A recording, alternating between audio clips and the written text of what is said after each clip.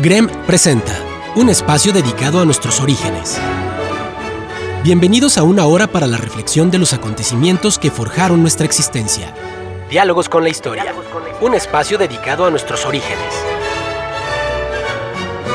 Encuentros con nuestro pasado. Diálogos con la historia.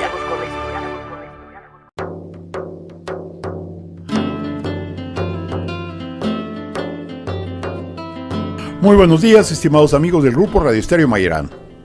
Hoy es sábado 7 de septiembre de 2024, nuestro primer sábado del mes patrio. Y es un grato placer darles la más cordial bienvenida esta mañana de historia. Nuestro profundo agradecimiento a su amable atención al brindarnos la oportunidad de convivir a través de esta pasión. Como venganzas contra los humanos, con pasiones insanas, los dioses y diosas realizaban hechizos y hasta enviaban maldiciones que destruían vidas y dañaban familias, pero también eran capaces de ofrecer ayuda si se cumplían las condiciones. Mitología grecolatina, tercera parte. Las tragedias divinas para los humanos. Ese es nuestro tema de hoy. Cuarto de la serie Religiones. Y recuerden, distinguidas damas y caballeros amantes de la historia, que para nosotros escuchar sus opiniones nos enaltece, eleva nuestra calidad humana. Por ello los invitamos a que con mucha confianza nos brinden su visión del tema y nos honren con ella. Los anfitriones de este diálogo, amantes de la historia y quienes gozamos de experiencias excepcionales al compartirlo. Ignacio Alfonso Salcido Dávila, licenciado en Derecho y maestro en Derechos Humanos, dedicado al libre ejercicio de la abogacía. Doctor, muy buenos días. Carlos, buenos días y buenos días al auditorio. Gracias por acompañarnos. Va a ser un episodio muy enriquecedor, muy grato, porque en la que se consolida la ideología que todavía permea hacia nosotros, pero contada de manera muy didáctica, porque así es como se transmitían las historias. Carlos Humberto Huerta Ochoa, licenciado y maestro en Derecho, catedrático universitario y abogado consultor con acentuación en amparo. Muy buenos días, radio escuchas, fans de acá de Radio Estéreo Mayerán, de Diálogos con la Historia. Buenos días, Luis Alberto. Buenos días, Nacho, acá al equipo del staff de grabación también. Vamos a sumergirnos en esta aventura. También quiero mandar un saludo a nuestro fan club acá en la mesa 25, al claustro de profesores, a mi amigo el doctor Ricardo Sánchez Reyes, acá en Guada a mi jefe Adalberto Vela, a Eric del Río y su pandilla que al ras de dominó nos está siguiendo sábado con sábado. Adelante, amigos. Y yo soy Luis Alberto Vázquez Álvarez. Como música de fondo vamos a tener música griega antigua. Y bueno, castigos. Parecía ser que los dioses griegos se solazaban al castigar acciones humanas muy serias. Pareciera ser que había justificación para castigarla, pero el nivel del castigo y sobre todo muchos de ellos eternos. Claro, muy interesante sobre todo la necesidad del castigo como institución para las colectividades humanas. Hay un filósofo que yo admiro mucho y que dice en una de sus muchas máximas que el que no sabe mandarse a sí mismo debe aprender a obedecer.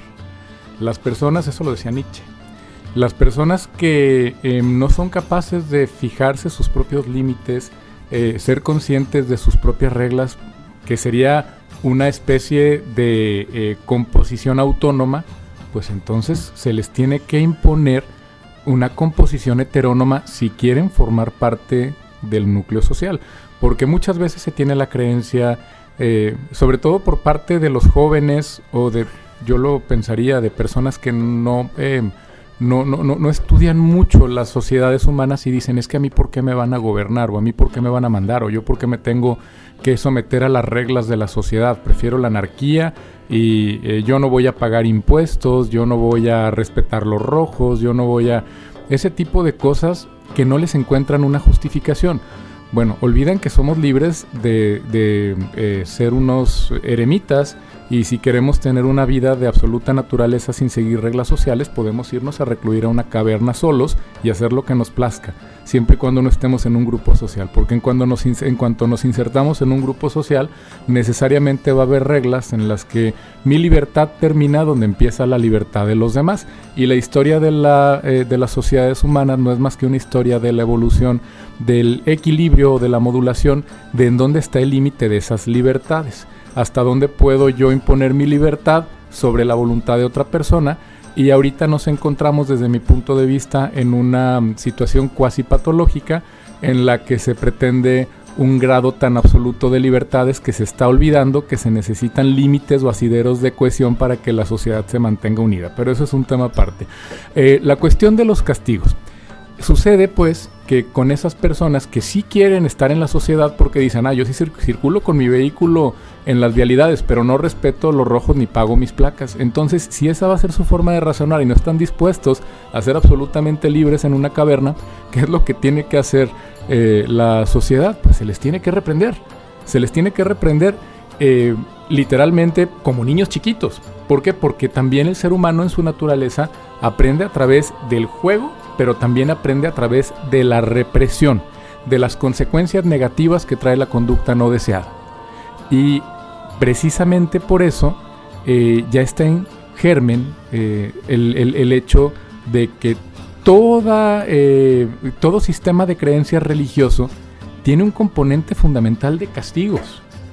Lo hemos visto en el análisis de las religiones, cómo siempre está esta mezcla entre el bien y el mal, y las personas que no siguen el camino del bien pues van a ser castigadas, como bien comenta el doctor ahorita en la introducción, quizá de manera eterna. Ahora, el castigo entonces, ¿qué función tiene? El castigo tiene la función de reprochar las conductas que no se adecuan a los fines que en el momento en el que se impongan sean los que están establecidos como deseables para la sociedad. Ese es el mecanismo por el cual la sociedad reprocha. Actualmente se establece que el castigo no es un fin de mero reproche, sino que tiene una finalidad de reinserción. Muy dudoso en una sociedad como la nuestra, muy dudoso, que dicen que más bien en prisiones donde son las escuelas donde se perfeccionan las artes antisociales. Pero bueno, una cosa es la ideología, que es lo que nosotros estamos aquí para platicar, y la historia, y otra cosa la realidad, que siempre la realidad pues tiene que orientarse hacia fines deseables. En la mitología tenemos una muestra de cómo los seres humanos, a pesar de que sabemos que los castigos son una consecuencia de actitudes nocivas, pues repudiamos a quien los imponen. No necesariamente se repudia la injusticia del castigo, sino que se repudia al ejecutor. El ejemplo lo podemos ver, yo creo que ahorita, ¿no? Gran parte, creo, de la deslegitimación que se tiene hacia el Poder Judicial es no nada más por soltar a los delincuentes, entre comillas, como lo dicen, sino también hay un gran resentimiento por las personas que efectivamente son aprisionadas derivado de que bajo un debido proceso se acreditó la existencia de un delito. Y entonces, tanto las personas que no cometen delitos y voltean a ver a los que sueltan por un amparo debido a que se violó el debido proceso, como las en relación a las cuales sí se siguió un debido proceso y fueron legalmente privadas de su libertad o castigadas, pues siempre hay una manera de odiar a quien ejecuta las sanciones. Un ejemplo histórico en la mitología, ya metiéndonos de lleno en el programa, es el de las arpías. ¿Cuál es la connotación que a nosotros nos ha llegado de la palabra arpía?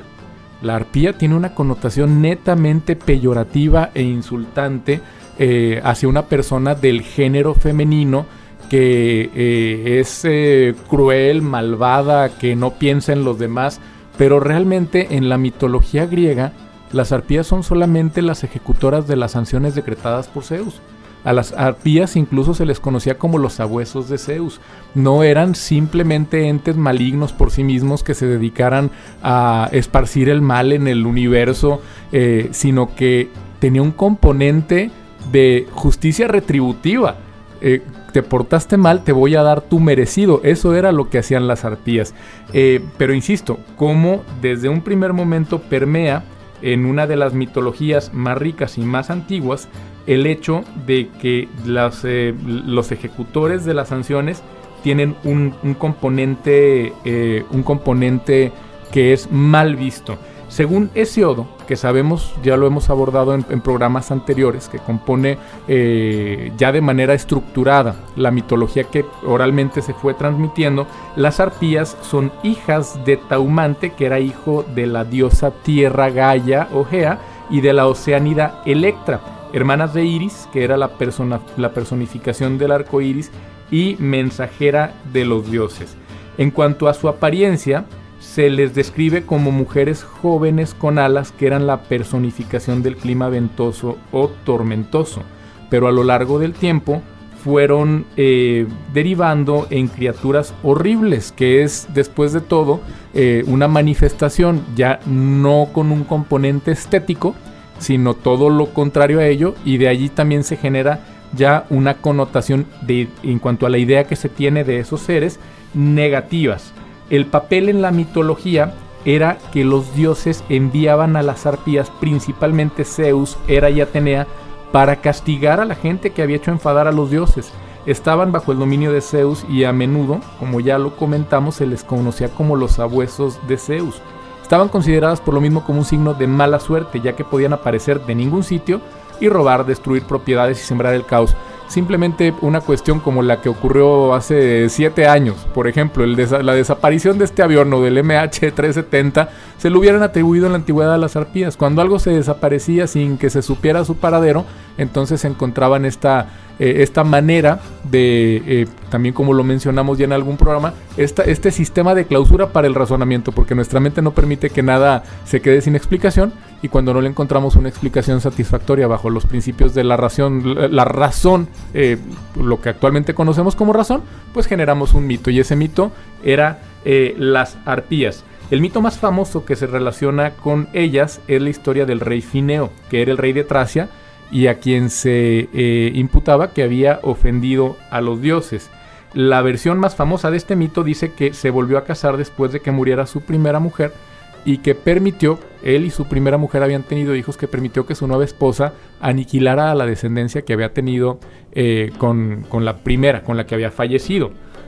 Porque también las arpías tenían esta función protectora de los individuos más desvalidos de la sociedad, que eran las personas que no tenían recursos económicos y las personas de la tercera edad. Es decir, también tenían una función de equilibrar, de categorías sospechosas, por llamarlo. Entonces, Nacho, si estamos en esa frecuencia como lo estás describiendo tal cual, hacían el trabajo sucio, era la policía ministerial del Olimpo. Olimpio. No, pero más bien el trabajo limpio, que era sucio, reprochar. Pero fíjate una cosa, lo asociaban, ¿no?, con lo negativo, con lo falto de estética, con lo malo, con lo oscuro, para infundir aparte de eso un temor precisamente en su destinatario y como ejemplo ante la sociedad.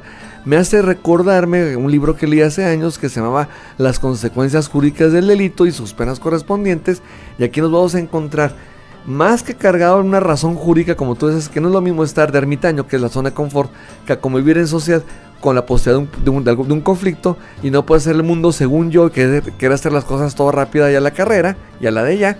Entonces viene ese tipo de consecuencias precisamente para esos desobedientes de la ley. Pero lo que me llama la atención es lo que platicamos previo al inicio de este programa, tras bambalinas, Luis Alberto y yo, cómo esa condición divina asumía las más bajas pasiones de los humanos. O sea, los humanos proyectándose en un ser supremo, pero no con lo más bello necesariamente, a veces con lo más ruin, lo más visceral, lo más radical. Celos, envidia, discordia, como hablamos en el programa pasado, opulencia, descaro, vendetta, venganza. Entonces, todo eso para una justificación. Pero estamos hablando de castigos entre dioses y también para el ser humano que en su momento determinado guardaba cierto culto hacia esas deidades. Y según la deidad era el castigo que puede ser desde algo tranquilo hasta un poquito más, una vez diéramos bajo tu percepción como máster en derechos humanos, penas trascendentales y fatales, ¿verdad? Sí, lo que pasa es que obviamente como se trataba de historias que tenían como finalidad que la misma historia constituyera digamos un castigo hipotético para quienes la escuchan, es un castigo trascendental, es una lección. Aquí los castigos eran, como lo comentas, muy crueles. Por ejemplo, a este rey que permitió que aniquilara a su nueva esposa, a la descendencia del anterior, ¿cómo lo castigaron? Las arpías, el lugar en el que pasaban o lo que tocaban lo dejaban apestando, hablando muy en español, con un hedor increíble, así lo relata la mitología. Y entonces no dejaban comer a este rey, ni tomar agua. En cuanto él quería tomar bocado, le retiraban más que una pequeñísima ración, y lo mismo con el agua, hasta que se consumió a sí mismo por la falta de alimento y de agua. Entonces lo enviaron para torturarlo. Los castigos realmente de los que vamos a hablar eran torturas. No podríamos entenderlos bajo otra manera, pues por ejemplo, en el mito de la rueda de Ixión, que era una persona que estaba condenada a siempre girar una rueda ardiendo. El eterno castigo de Prometeo de ser devorado su hígado por osarse agarrar uno de los elementos como es el fuego en favor de los humanos. Exacto, entonces pues va a ser un programa muy interesante, y se nos acabó ya el primer bloque, pero continuaremos hablando en el siguiente. Yo creo que parte de lo que va a ser, que ahorita que platiquemos, el castigo va a ser la perpetuidad, porque son seres humanos que podían haber muerto en un momento determinado, pero el castigo es tal que van a seguir sobreviviendo mucho más allá de su vida natural para seguir siendo castigados. Vamos a una pausa y continuamos.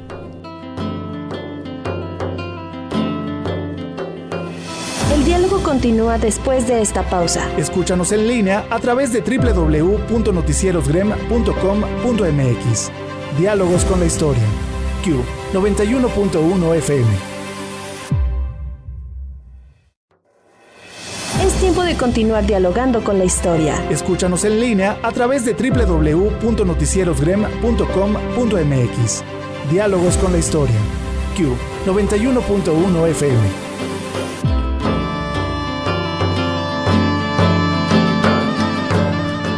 Regresamos a Diálogos con la Historia.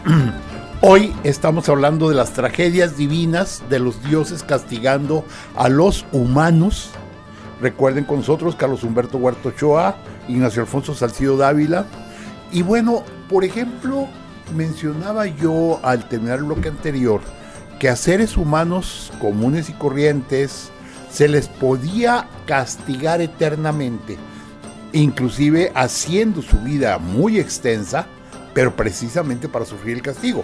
Uno de los ejemplos más típicos es Sísifo, un rey que tuvo la capacidad increíble de provocar a Zeus continuamente y luego lograr que cuando llegara la muerte a él, la convenció, le había pedido a su esposa que no le realizara honras fúnebres y que dejara su cuerpo ahí tendido. Cuando llegó la muerte, él pudo convencerla de que no había posibilidades de que él se salvara porque no había sido honrado y que de alguna forma él podía ser castigado eternamente. La muerte, al estarlo escuchando, no se dio cuenta, pero él amarró la altura. Y entonces dice que durante el tiempo que Sísifo tuvo a la muerte amarrada, no hubo muertes en todo el mundo, porque la muerte no llegaba al lugar donde tenía que ir. Finalmente fueron liberados. Sísifo fue castigado por Zeus, y el castigo era muy simple. Una montaña alta, una roca grande. Sísifo tenía que rodar desde el valle hasta la cúspide de la montaña una roca. La llevaba rodando empezaba en la mañana muy temprano, cuando apenas salía el sol, y cuando ya al atardecer estaba a unos milímetros de colocar la piedra en la cúspide, esta se resbalaba de sus manos y rodaba hasta el valle. Y había que empezar nuevamente en la mañana siguiente el mismo trabajo, así por la eternidad. Albert Camus, un gran filósofo francés de posterioridad a la Segunda Guerra Mundial, de tendencias un tanto existencialistas, escribe un libro que se llama precisamente Sísifo y lo presenta como esa lucha del ser humano por alcanzar un ideal, el cual casi está a punto de lograrlo, cuando de pronto se resbala ese ideal y desaparece. Una condena cíclica, ¿no, Luis Alberto? Fatal, frustrante de alguna manera, ¿no? Así es, un gran escritor, un gran filósofo existencialista, desde luego. Y este mito pues tiene mucha semejanza con la existencia humana, que siempre que creemos que alcanzamos algo, ese algo se aleja otro paso y lo damos y ya se alejó otros dos, y ese es el existir. La vida es lo que pasa mientras perseguimos a la vida, por decirlo de alguna manera. Y algo que llama mucho la atención y de lo que se ocupa también, porque vemos también la importancia que tiene en la sociedad, que se castiga mucho y de manera muy grave el incumplir la palabra.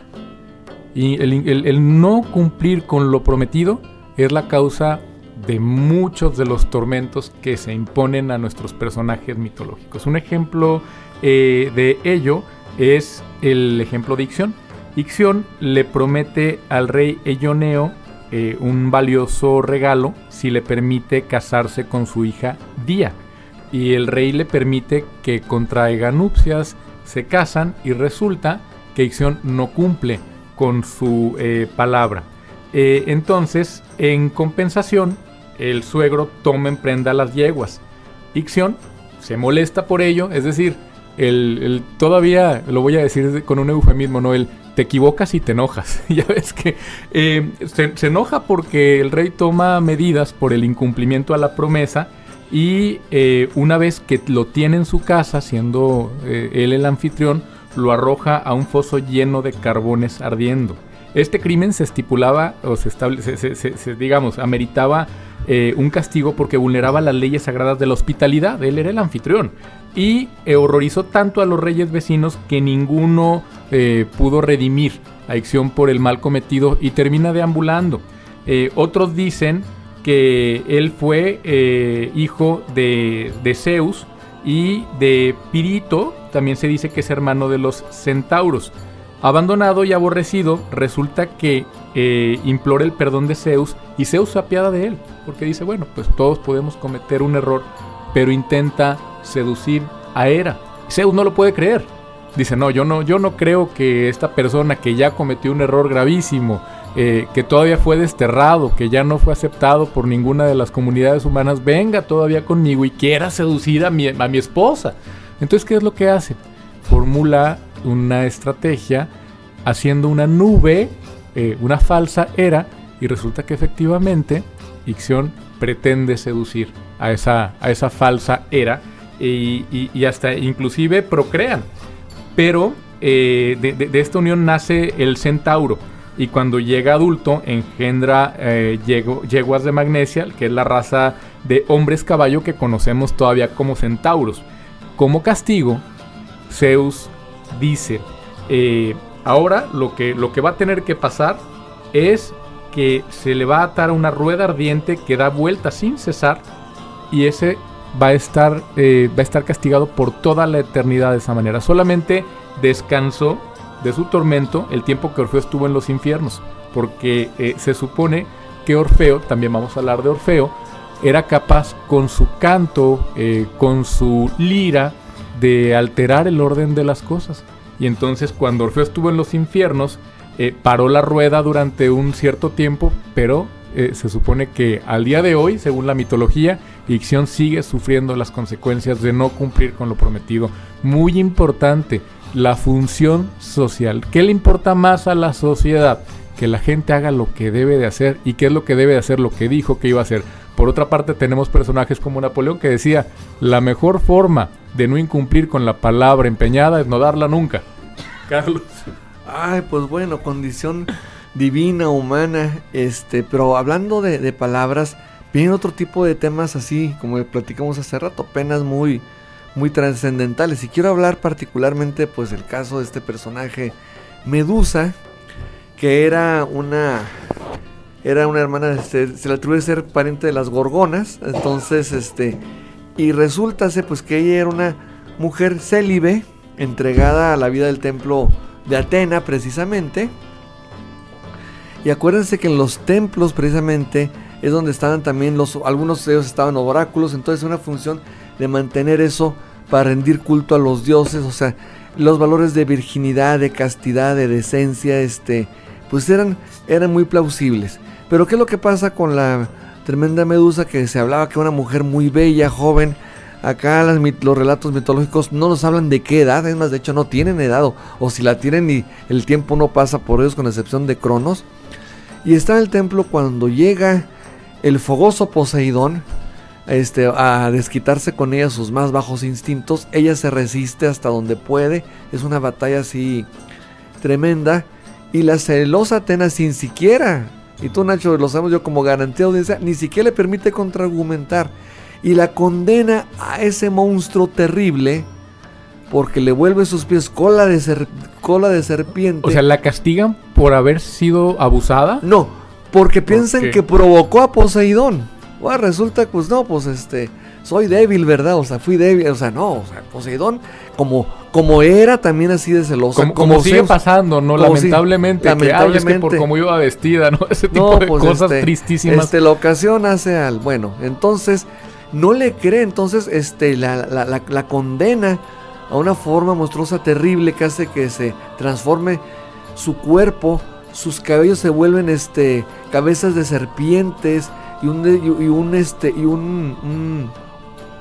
aspecto así terrible, y condenada también a estar, pues ya conocemos lo que es la leyenda así de Perseo, a que toda persona que ose entrar al templo donde está ella, por verla con contacto visual a los ojos, automáticamente queda convertido en piedra. Ya sabemos lo que al final de cuentas pues aconteció, pero lo que yo digo, bueno, ni siquiera había identidad de género ni perspectiva de género, como diremos ahorita. Oye, pues de mujer a mujer, déjame te explico mejor que el castigo vaya para Poseidón, ¿verdad? Entonces, ¿cuántos excesos no tuvo Poseidón? ¿Cuántos, o sea, pues no eran precisamente hermanitas de la caridad, pero qué terrible. Y a Poseidón nadie lo castigó, ¿verdad? No. Pues el castigo nada más venía para... Pues era hermano de Zeus. Más que en otras versiones artísticas. Exacto. Entonces, pero bueno, y así son. Vamos a ver este mismo relato en muchísimos casos, en muchísimas situaciones, como por ejemplo el caso de la ninfa Eco. Por andar ahí de chismosa habladora, fue condenada a andar repitiendo las frases que dijeron las demás personas. Entonces, son esos pequeños detalles, o sea, cómo de repente pueden molestar tanto el ego precisamente de los dioses, castigos hacia los humanos, castigos entre ellos mismos, y llegando hasta esas cuestiones así tan monstruosas como tú dices, la que son los centauros. Más adelante, si hay oportunidad, pues hablaremos de lo que es pero Minotauro, Nacho. No podemos perder de vista que esta mitología sí tiene mucho de machista, porque ahorita hablas de Eco, y a Eco en realidad se le castiga porque se le atribuye que supuestamente ella ayudaba a Zeus, entreteniendo a Hera para que Zeus anduviera hablando muy coloquialmente de coscolino. Entonces, otra mujer mitológica pues que es castigada, era su tapadera, su encubridora. ¿Y Zeus qué? Zeus ahí sigue, ¿no? Siendo el dios de los dioses y el más poderoso. Entonces, la verdad es que sí es una mitología que tiene mucho componente de misoginia. No lo podemos dejar de ver, pero mitología al fin de cuentas. Hay un aspecto muy interesante que sucede. Voy a narrar ahorita otra historia que ya Nacho mencionaba hace un momento, y es el que los dioses lo mismo dan que quitan.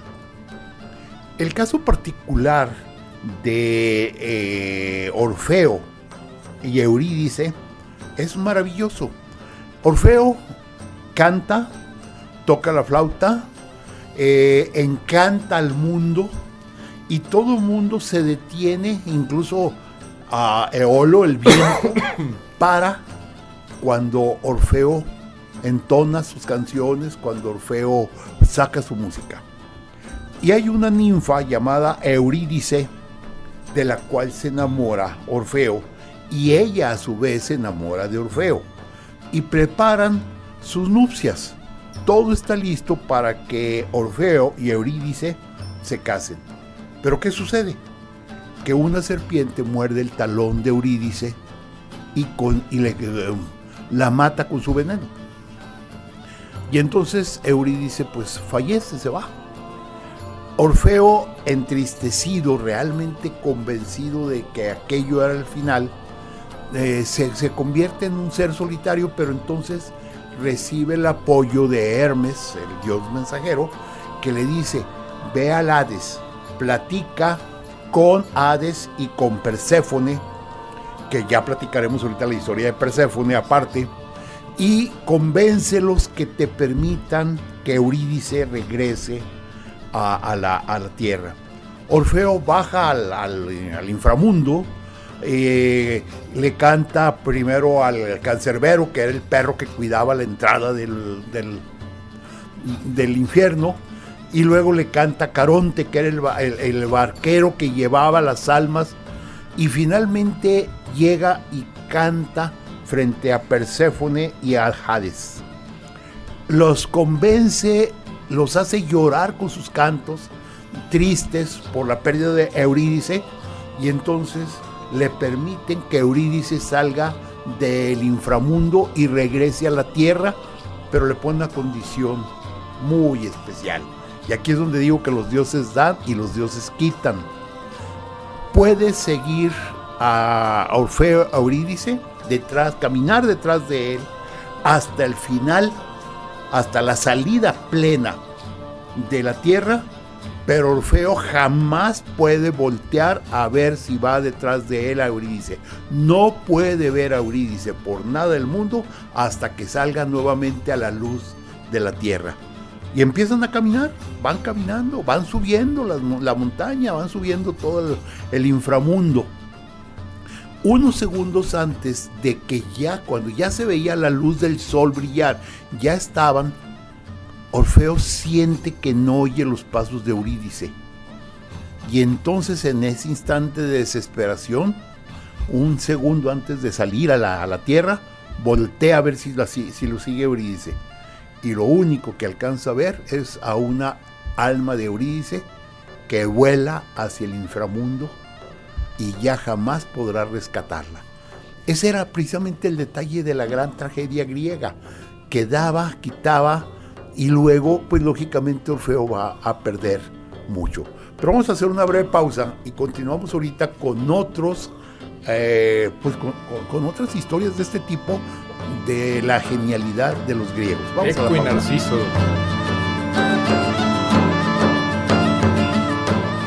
El diálogo continúa después de esta pausa. Escúchanos en línea a través de www.noticierosgrem.com.mx. Diálogos con la historia. Q 91.1 FM.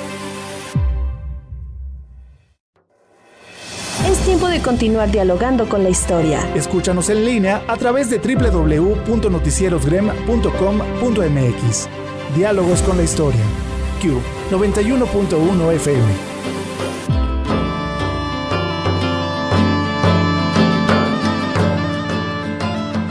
Regresamos a Diálogos con la Historia. Nuestro tema de hoy, mitología grecolatina, tercera parte.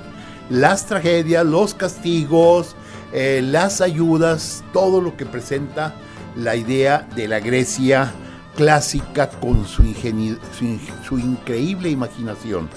Con nosotros, Ignacio Alfonso Salcido Dávila, Carlos Humberto Huerta Ochoa, dialogantes. Y bueno, Nacho, nos ibas a comentar.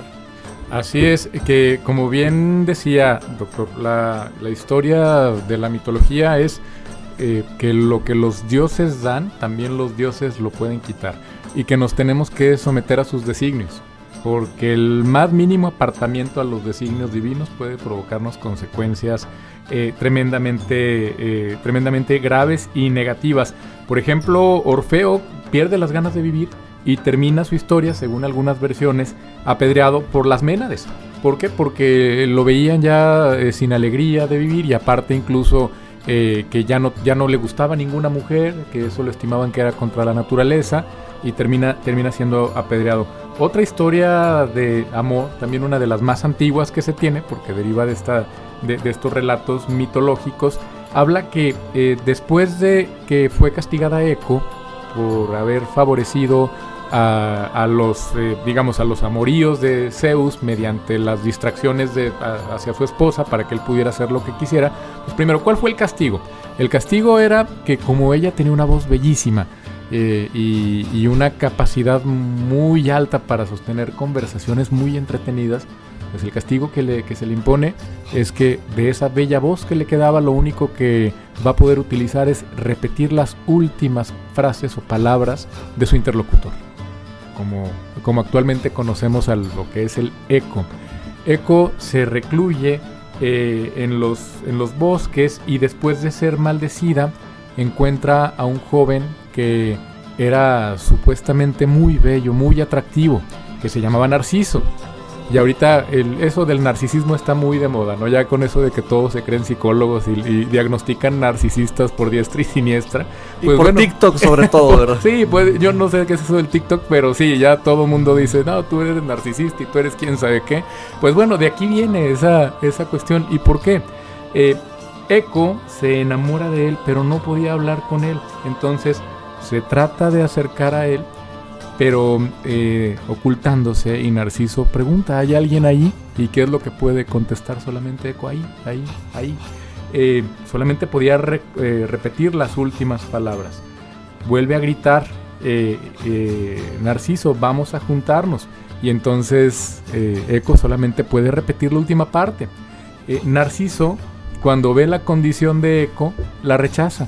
Porque él, obviamente, en este mito, al ser sumamente atractivo, sentía que nadie lo merecía. Y entonces, aunque Eco era muy bella, ya había perdido la mayor de sus virtudes. Nadie lo merecía, pero se sentía el todas mías, ¿verdad? Así es. Entonces, no nada más la rechaza, sino que la rechaza de una manera muy cruel. Y eso también, según algunas versiones, todos los mitos tienen muchas versiones. Algunas versiones hacen que Eco se desmaterialice y que lo único que queda en los elementos sean fragmentos de su voz. Y por eso en las montañas, cuando uno hace un ruido muy fuerte o cuando uno grita, o en las cuevas, puede escuchar esta reminiscencia de lo que era la voz del Eco tras haber sido despreciada por Narciso. También le viene un castigo a Narciso por la manera en que rechazó a Eco. Y entonces, ¿cómo lo castigan? Quisieron los dioses que él conociera el dolor de un amor no correspondido. Y la manera en la que lo castigaron fue que él, una vez que tenía mucha sed y se acercó a un lago cristalino, vio su reflejo, se enamoró de él mismo, y entonces él se enamoró de algo que nunca podría tener, que era lo que él alcanzaba a ver reflejado en el agua, y de esa manera se cumplió el presagio divino de que se enamorara de algo que jamás podría tener. Y dice que la forma en la que culmina esto es que se ahoga, que al tratar de acercarse tanto a su propio reflejo, a su propio ego, exacto, a su propio ego, entonces termina muerto de esa manera. Así es. Pues muy interesante todo esto, mi buen Nacho. Entonces nos encontramos con ese tipo de condiciones, de apetitos humanos, pero ver como una divinidad, porque exigían tributos, sacrificios, ofrendas, y no cumplías te salías de ese parámetro, vamos a decirlo, de legalidad, y prepárate para un castigo, o hasta la siguiente generación, porque llegaban a quitarse hasta con los vástagos. Yo quiero hablar un poquito de un caso de lo que es Artemisa, que en latín mejor la conocemos como la Diana Cazadora. Artemisa era una joven que fue virgen pura, nunca conoció los placeres del amor en matrimonio, pero no por mala suerte o por circunstancias, sino simplemente dicen que por ver a su madre los sufrimientos en el parto, dijo, no, yo no me salgo a mi zona de confort. Entonces agarró una afición a través de un joven bello, así como Narciso, que se llamaba Hipólito, que le contaba la cacería. Le enseña Hipólito, hija de Teseo y de la amazona Hipólita, y le enseñó lo que es el arte de la cacería. Entonces ella era, vamos a decir, una amazona ecuestre que siempre estaba con el arco cazando, y era famosa por una destreza. Entonces era así un excelente atleta olímpico, o quién sabe, inspiración para los atletas olímpicos. El punto es que llega un momento que se topa con un hijo de Poseidón en la tierra, que es Orión. Era un gigante, precisamente así, pues fornido, como decíamos hacer en otros programas, medio tuneado, ¿verdad? Bien surtido, bien dado. Entonces intenta abusar sexualmente de Diana. Entonces, una figura que a veces no les gusta mucho a algunos y que es un signo, mi signo favorito, que es Escorpión. En plena contienda ataca precisamente a Orión y lo mata. Entonces Diana, como un premio precisamente, aunque era un animalito, no era un ser humano, lo hace constelación, así como el caso que hablan ahorita de mandarlos al inframundo, los infiernos, llevarlo al cielo, al grado de constelación, era un rango precisamente así supremo. Pero bueno, aquí dejo mi intervención porque creo que el doctor Luis Alberto nos tiene que hablar una historia precisamente de Hades y Perséfono, volviendo otra vez al inframundo. Miren, hoy cuando hablamos de invierno, de primavera, de verano, no estamos hablando tampoco de Vivaldi, sino que generalmente lo explicamos como la inclinación de la Tierra y la rotación que provoca presente que en su traslado hace más cerca o más lejos del Sol y de las estaciones. Así pues es. no se crean, no, eso no es cierto. La verdad está en la siguiente.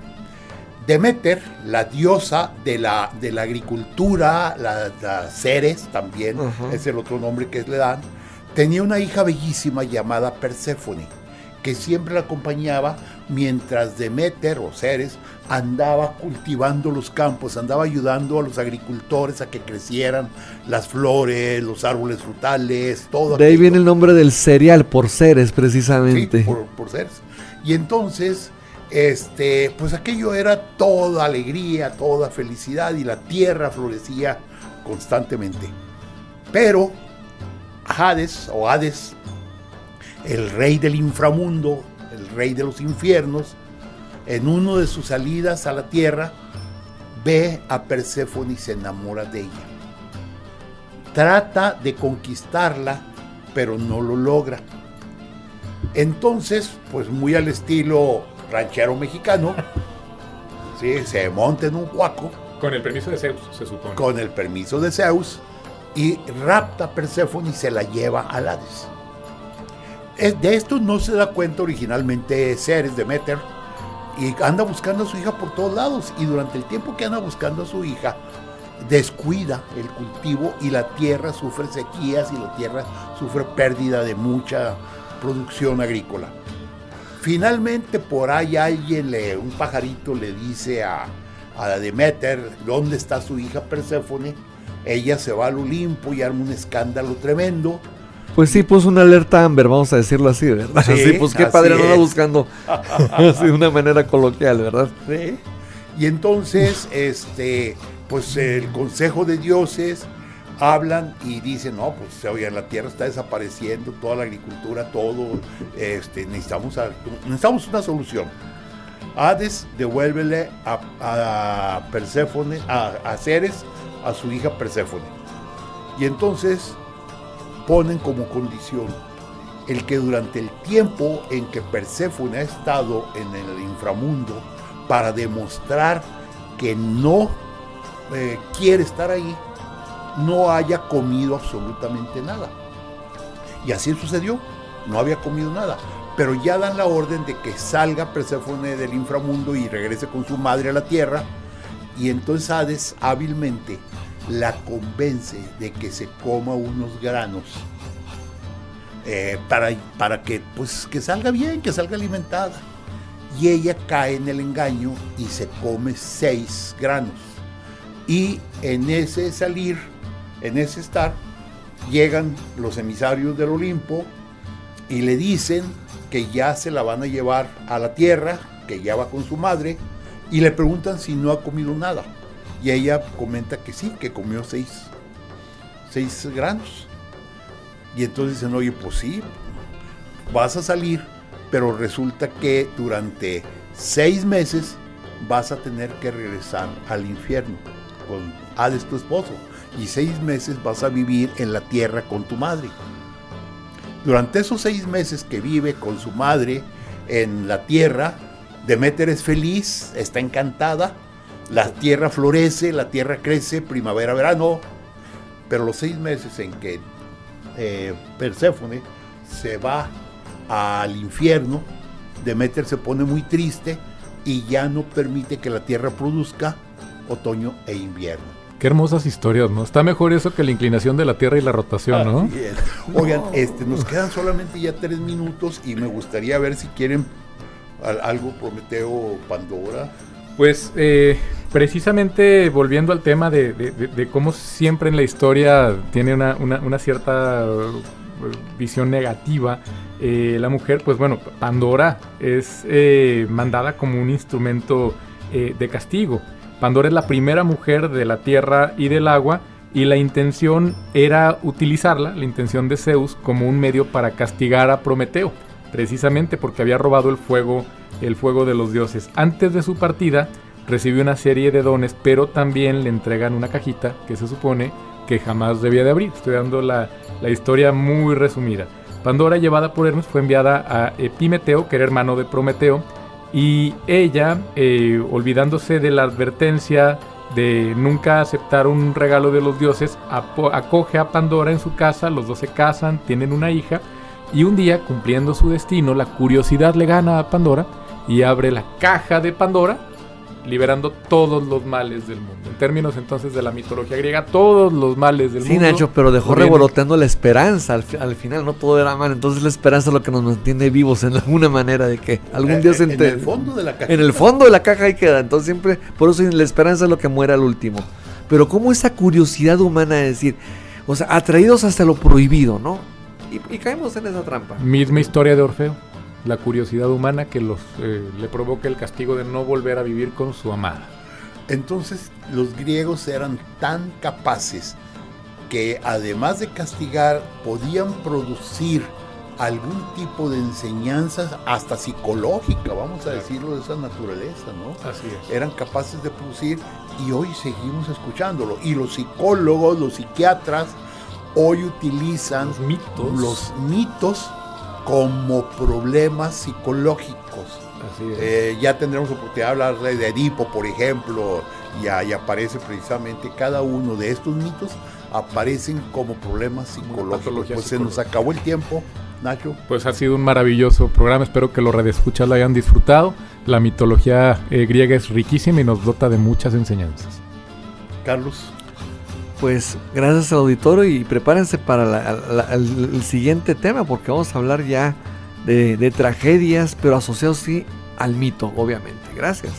Muchas gracias a mi compañera Claudia Martínez Martel en la coordinación general, a mi compañero Roberto Ríos en la grabación, y a ustedes, estimadas amigas, amigos, los esperamos el próximo sábado 14 de septiembre. El tema va a ser también sobre mitología griega, pero vamos a inclinarnos mucho sobre los monstruos de la mitología griega. Muchas gracias, muy buenos días, muy feliz fin de semana.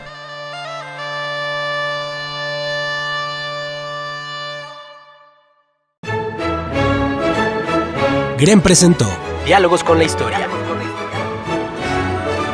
La charla concluye por esta semana, pero nuestra raíz es extensa, por lo que te invitamos a debatir el tema en nuestra próxima emisión. Encuentros con nuestro pasado. Diálogos con la Historia.